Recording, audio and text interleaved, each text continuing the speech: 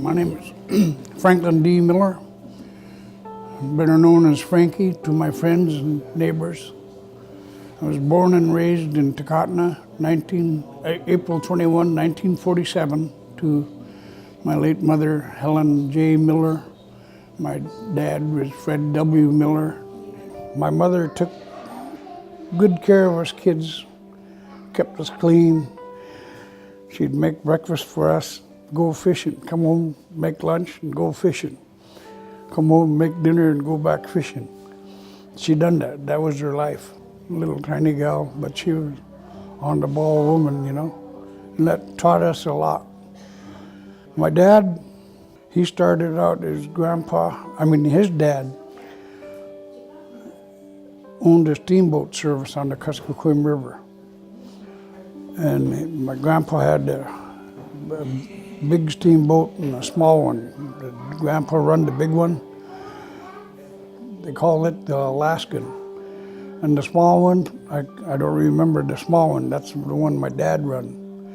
And they run the steamboat service up here as far as McGrath when they were hauling, building these airports.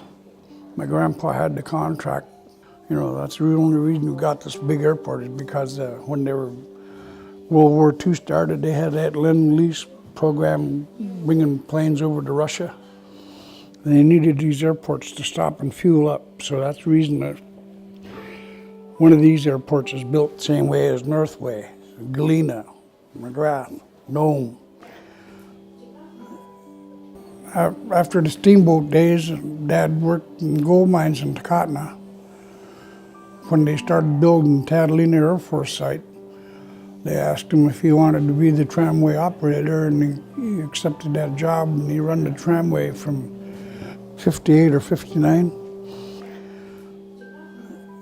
My activities were working for the families there as the husbands worked out at Catalina Air Force Site. A lot of wood cutting, a lot of water hauling, yoke and 2 5-gallon buckets. My dad taught me how to drive at the ripe age of 6 years old. I drove a 1937 Ford four-door sedan. By the time I was 6 and a half, my sister put a taxi sign on it, and I was driving GIs back and forth from Catalina to Takotna. Sergeants and above, I charged them 75 cents. And if they had brass on their shoulders, I charged them $1.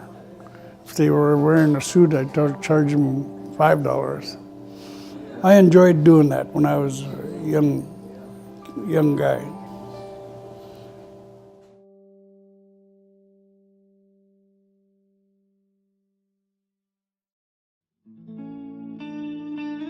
My dad would send me down to McGrath from Takotna, 60 miles by river.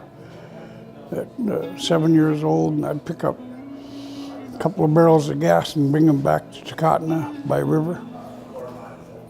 11 years old, I think I cut 6 cords of wood and bought my first truck, an old military 4x4, and used that for cutting wood and hauling wood to my customers. By the time I turned 12, 13 years old, my dad was a heavy equipment operator most of his life, and he taught me how to run equipment. A big activity for us kids was working for Ben Twitchell in Takotna years ago. He had 7 potato gardens, and he grew potatoes and sold them up and down the river, up and down the Kuskokwim. And he hired us kids to pick potatoes in the fall time. Gave us 50 cents an hour and pick potatoes. When I turned 17, I went over to Yankee Creek and asked the guy who was my dad's friend, I asked him for a job. I told him I was 18, and he knew exactly how old I was, I lied about my age. He said, "Oh, I'll give you a job as a nozzle man at $1 an hour, And that was kind of fun. I'd done that for a year, and then next summer I went to work for him as a dozer hand. running dozer in a gold mine. I'd done that for a couple of years and then went on and done other things.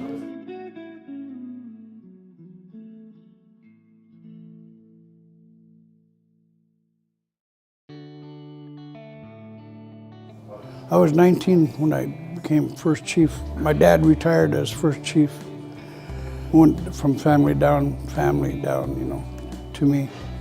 That was a challenge for me because hardly no schooling and meeting people that were coming down from Fairbanks, Takotna Chiefs people. It was a challenge, but a good challenge. I loved doing it, and I flew down to Juneau with money out of my own pocket, and I lobbied for a water plant in Takotna and got it. I was very scared, very worried. First time I met big shot people, they sent me from one office to another office and to another office, and finally got done. I was there for 3 days, got her done and flew back home. The first water plant went in Marshall. The second water plant came to Takotna, Alaska, and the first and Takotna Chiefs.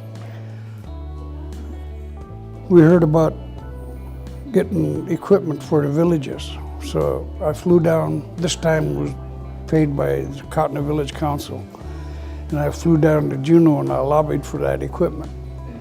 They gave us a small grader and a small dozer. 74, I moved up to Fairbanks for a while, and I worked for Spud Williams, the president of Takotna Chiefs. I was in charge of the 302. 1975, I was in the office, and a guy from 302 called me, Bert Langstrom. He says, "Frank, I need 14 scraper operators, and I want them to be natives." I called my boss, Spud Williams, president, and I said, "Spud, they want 14 native operators, and I want to be one of them." He let me go. And then I called around and I got the other 13. I hired a lot of native people, and so I went up there, and 14 of us went up there. I'd never seen a scraper before in my life. I didn't know what they were. And the guy says, "Well, you're honest. I'm going to take one of my good operators, I'm going to take you down the pit, and he's going to drive you around for 3 days and let you go. And if you can't handle it, I'll let you go." I said, "That's fair enough deal to me." So 3 days later, I run around the pit with this other operator, and he showed me the ropes, and I became a scraper operator. But I had a hard time filling up my can full. They always, when they push me and filling up my can, I always get half a can. So I required the name Half Can Miller up there, up on the North Slope, and that held for many years.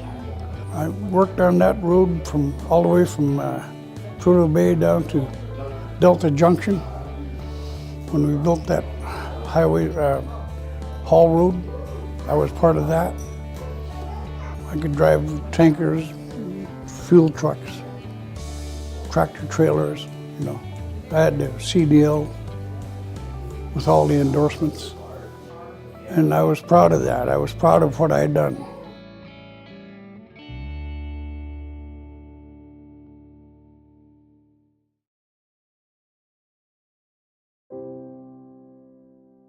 I married a gal from Bethel area, and we were married for 2 years back in the early 90s. And I had a good job, good pickup and everything. I was working in North Pole. I came home from work one night, and note on the table that she had gone to Anchorage to sell her dolls. She made dolls for. Went to cash a check. He said, "Hey, Frank, your check bounced." I said, "No way, it can't be bounced." Well, my wife cleaned out my bank account and took off. And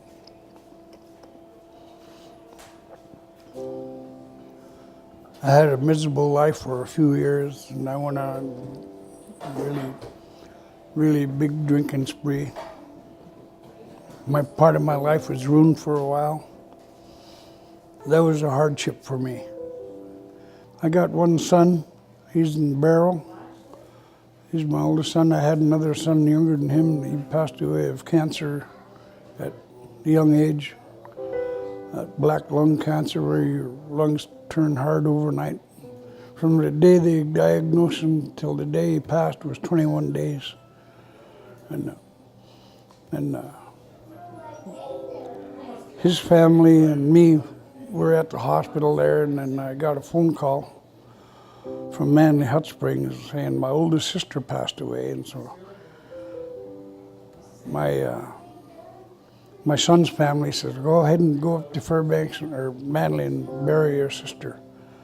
So I went up to Manly and buried the sister, and right when I got done, I got a phone call at Manly Lodge. I ran over to Manly Lodge and said my son passed away. So I rushed back to Fairbanks. I jumped on a plane, went up to Barrow to bury my son. I had a major heart attack up there, stressed out and everything, and they medevaced me to Anchorage. So, yeah, it was a tough year for me, but had to go through it, you know.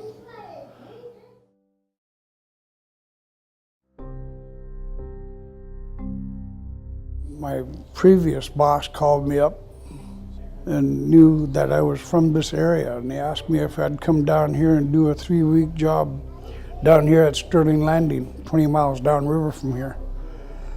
So I've been here ever since. I'm managing a hotel right now, and then whenever my hotel manager needs me to run equipment, I'll run equipment for him when he needs me. Other than that, I'm kind of retired from equipment operating. I got a good life here, you know, I enjoy it. You know, I'm amongst people I grew up with, you know. City life is totally different than the bush life, you know, where you get accustomed to working hard every day, cutting wood, hauling water, helping people. It's a total different world. That's why I ran away and came back to the village life, you know. I could drive, I could work, you know. I missed the work, so that's the reason I came back home. I've been involved with Native politics for a good portion of my life. I'm on our board of MT&T, our local corporation. I'm on the board of that. In 1974, I went to Fairbanks, my very first Tanana Chiefs meeting. And Kathy Pollock and my uncle David Miller encouraged me to run for the E-board. Me? Yeah, do it. So Kathy wrote me out a speech, right? Come my time, Frank Miller, come on up to the podium, you know. Up there I was shaking so bad I couldn't even read the speech. So I just put it down, and I was so scared and so embarrassed and everything else. I said, I'm Frank Miller, I'm from Takotna, Alaska, please vote for me. So I couldn't make a speech. I think the people felt so sorry for me, they voted me in, you know. But I enjoyed it. I learned from my elders, and so many friends up and down the Yukon. And Andrew Isaac, I remember when he was the traditional chief, every meeting he was up there. He never had no schooling. His favorite words, and I take that by heart, you young people. He'd go around like this when he's standing at the podium in Fairbanks. You young people, go to school, learn. I'll never forget that. Find the field you like and pursue it. You know, my life was being a truck driver and a heavy equipment operator. I pursued it and I done it. I made myself do it because I loved it. Young people, go to that school. You'll never Never regret it. And don't do drugs.